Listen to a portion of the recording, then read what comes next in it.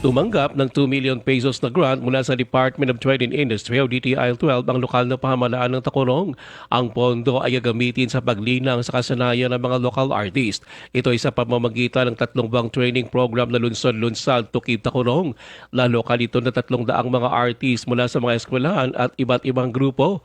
Pag-aaralan ng mga ito ang business opportunities sa creative field tulad ng graphic and web design, content creation, advertising, photography, filmmaking, acting, screenwriting, poetry, journalism at editing.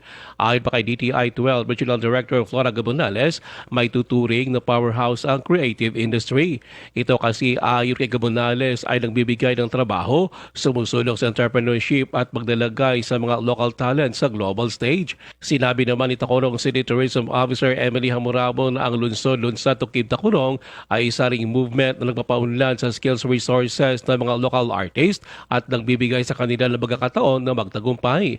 Binigyan din pa ni Amurabo na marami mga local artists sa Tacorong ng obra ay nagpapakita ng katatagan at pagiging malikhain ng mga mamamayan ng lungsod.